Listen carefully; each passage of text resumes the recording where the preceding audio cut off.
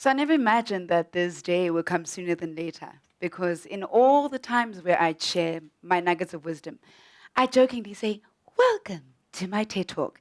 And lo and behold, I actually get to say it loud and proud today. So, Mama, I've made it. It's amazing how moments like this give a person opportunity of deep reflection and introspection, something we all should be doing, where we do a review, a continuous review of where we've been, where we are, and where we could possibly be going. But a lot of people struggle to even recognize or establish the kind of blueprint that they want to create for their own lives. Now, blueprint can sound like something quite scientific or sci fi, but I choose to look at it as a metaphor for DNA, the beginning of something, the creation and inception of the person you're destined to become. You can only imagine how my introduction to the world was a lot more complex than the typical human being and what somebody else would have to go through.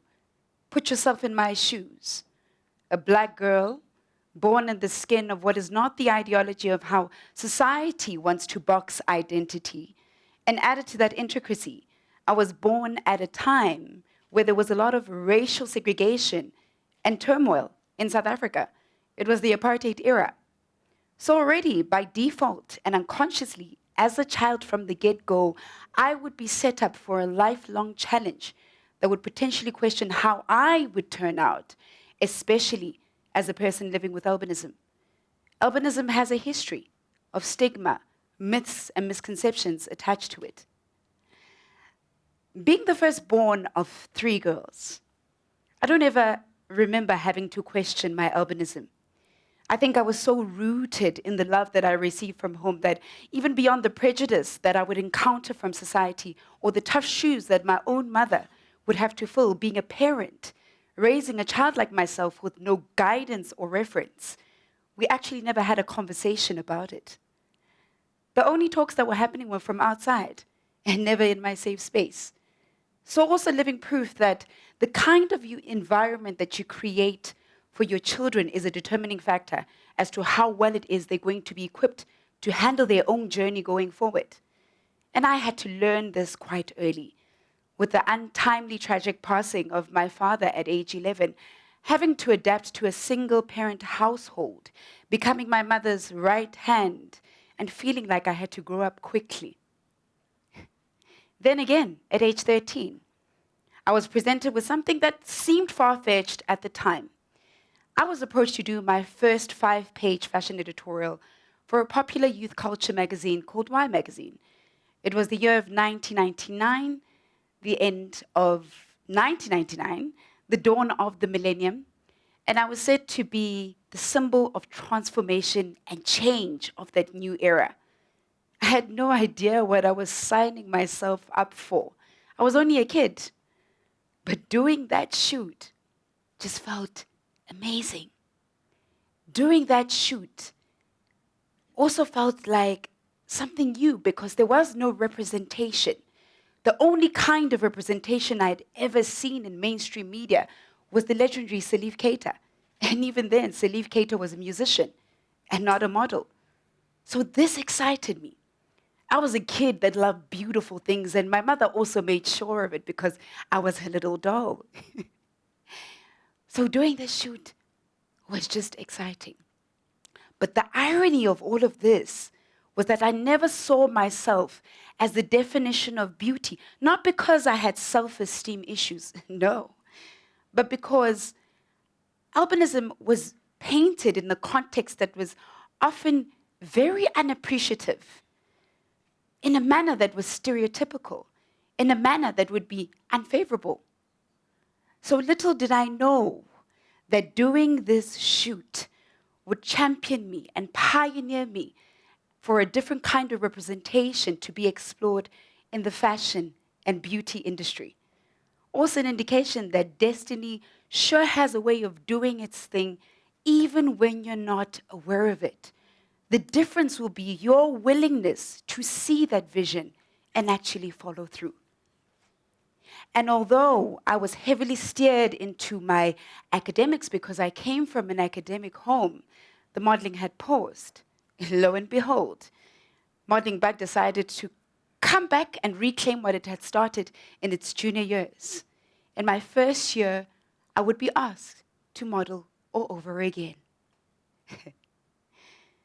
This would happen consistently. I was very nonchalant about it.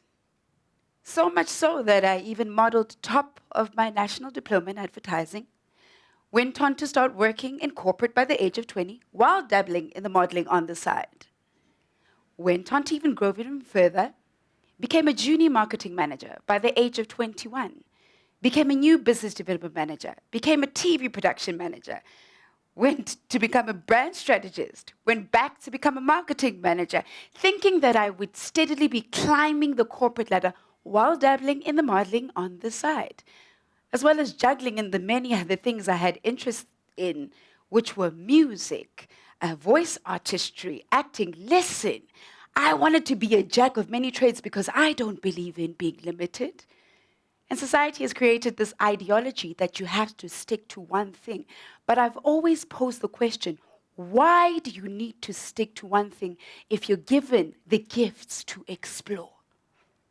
If you're given eggs in that basket, why can you not use all those eggs if not at your disposal? It was only in the year 2012 when I left corporate altogether after I was chosen to represent an influential woman's brand. Whew! Listen, that brand had a trailblazing history of women represented, and in that campaign, the summer campaign, I would be named South Africa's first successful model with albinism. That moment was mind-blowing because it finally made sense. Everything that I had gone through and could not articulate in that moment for me made sense. That blueprint made sense. In 2013, I would then be named on Oprah's Power List by O Magazine. The following year, then finally acknowledged by CNN as Africa's first successful model with albinism, and as well as an African game changer. All these accomplishments afforded me an opportunity to grow even further. I became a TV host.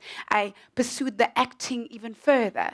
I became a radio host. Listen, I continued in this journey, but with a deeper understanding that all of that built to that very moment for me to understand the design of my blueprint. Now, this may all sound victorious, sounds absolutely amazing, but there were some tough things I had to go through. Some really hard-hitting things that really had to shape me up. One was the prejudice and the rejection I received from an industry that felt that I was not the ideology of what they wanted to put in mainstream media.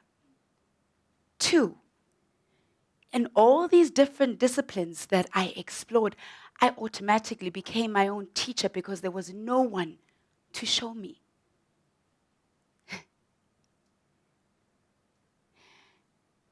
3, creating your own voice, where your voice does not exist, can make a lot of people feel uncomfortable to the point that you have doors shut on you or not open at all. But because I'm the conservative rebel that I am, I refuse to be a slave to pattern. Being not a slave to pattern means that you have the resilience to continue even further and go forth. If anything, this journey has made me fight 10 times harder than anybody could ever imagine, with the understanding that my blueprint was crucial in being the one to break boundaries for generations to come. I didn't do what I did because I wanted to fit in. No. I did what I did because I wanted to be respected just as I am. And even in that process, there's some things that I had to learn. There's some lessons that I had to go through. Some of those lessons being listening to my intuition, listening so deeply in that is in you that will guide you to a place where you need to get to. Listening so deeply in a sense that sometimes you're not able to articulate it, but know that it's nurturing your confidence. 2, purpose. When you have a spirit of discernment, there's a part of you that gets to a place where you now understand what your purpose is in life. You don't just live. You don't just live. You actually stop breathing and you actually live. 3, mastering self. Mastering self is a lifelong journey. It is something that you need to be intentional with the understanding that you are your only biggest competition and not this one or that one that's sitting next to you. You have yourself to look at and answer to. 4, being a student of life. Being a student of life means that you're open to learning this journey that you're going through beyond the expectations of society. Because in all honesty, nobody knows it all. And probably you know it better. So you have to be very present in your journey because it could be unique to you. 5, showing up. You have to show up in everything. Showing up shows that you are present in this that you're giving in every facet of your life. Had I not showed up, I would not be the person that I am today. I'm now an international award-winning actress who's done an international short film and won her 3 Best Actress Awards from Washington, D.C., Nigeria, Dallas, Texas. I would have not received my first international cover from the UK last year. And this is all not to say that these accomplishments are making me stop, but a deep reminder that the journey still continues, but with the understanding of my own assignment, understanding your assignment in this world, the make of your blueprint. And I'm also reminded that all is not for nothing. I'm reminded through messages like this. Please have a listen. I know that I was supposed to type this, but I felt that it is right that I do a voice note, and excuse me for being this emotional, but I just wanted to say that you are so inspiring, you know. I think that us as Black girls dream because you dreamed, being one of the first women with albinism to be a model and stem from the continent of Africa is literally out of this world, and the line of work that you've done and the great things that you have done and the greatness that you continue to become. Like, I'm only 18, but I know that I matter. I know that my ideas matter because you decided to go after what you wanted. Thank you. Thanks so. Messages like that remind one that success is not material. Success are the things that you build that you can be proud of in everything that you do. And an iconic rapper by the name of, the late iconic rapper by the name of Ricky Rick actually said, you do it for you, so you got to stay shining. And I'm proud to say that I, Refilwe Vanilla Black Modiselle, am a blueprint with no reference. Thank you.